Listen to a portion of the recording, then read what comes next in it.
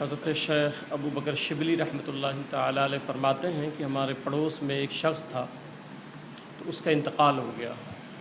فرماتے ہیں کہ میں نے اس کو خواب میں دیکھا اور میں نے پوچھا ما فعل اللہ بک، اللہ نے تمہارے ساتھ کیا سلوک کیا؟ اس شخص نے بتایا کہ میں قبر میں گیا تو تنہائی تھی، ایسے ماحول میں نے دیکھا کہ فرشتے آ رہے ہیں سوال کرنے کے لیے اور میں ڈر گیا اور خائف ہو گیا۔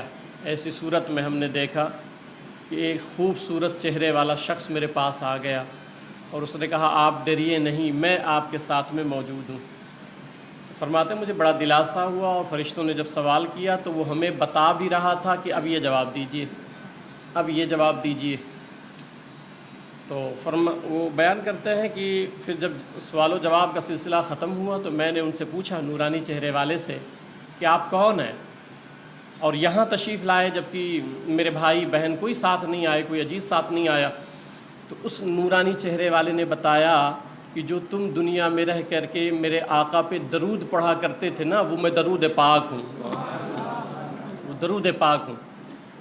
تو درود پاک پڑھنے سے میں نے کئی تسلسل کے ساتھ میں اس پر ذکر کر رہا ہوں کئی مہینے سے کہ درود پاک ایک واحد ذریعہ ہے حضور صلی اللہ علیہ وسلم سے تعلق قائم کرنے کا۔ جو جتنا زیادہ درود پڑھے گا تعلق اتنا مضبوط ہو جائے گا۔ امام عبد الوہاب شعرانی رحمۃ اللہ تعالی علیہ وہ تو یہاں تک لکھتے ہیں، فرماتے ہیں درود پڑھتے پڑھتے پڑھتے پڑھتے حضور صلی اللہ علیہ وسلم سے تعلق اتنا مضبوط ہو جاتا ہے کہ سرکار سنتے سنتے ایک دن وہ آتا ہے کہ سرکار ایسے شخص کو اپنی کچہری میں بھی بلا لیا کرتے ہیں، اپنی کچہری میں بلا لیا کرتے ہیں۔ اور حضرت علی بن علوی بن عبداللہ بہت بڑے محدث گزرے ہیں، وہ تو فرماتے ہیں کہ پھر درود پڑھتے پڑھتے وہ کیفیت ہوتی ہے، وہ حالت ہوتی ہے کہ وہ مقام آتا ہے کہ درود پڑھنے والا پھر حضور صلی اللہ علیہ وسلم کے پیچھے جا کے نمازیں پڑھا کرتا ہے، یہ کیفیت ہوتی ہے۔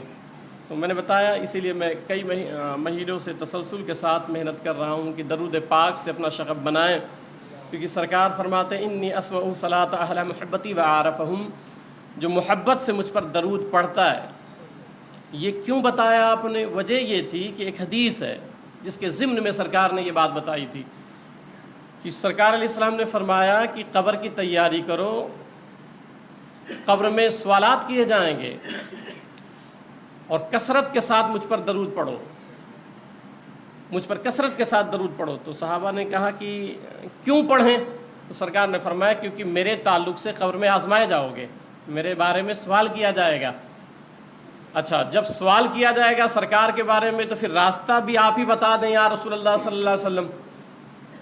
تو سرکار نے فرمایا اس لیے کہہ رہا ہوں کہ کثرت کے ساتھ درود پڑھو کہ جب تیسرے سوال میں مجھے دکھایا جائے اور پوچھا جائے ان کے بارے میں کیا کہتا تھا، تو جب تم دنیا میں درود پڑھو گے نا تو درود پڑھنے والے کے چہرے کو میں دنیا میں پہچان لیتا ہوں۔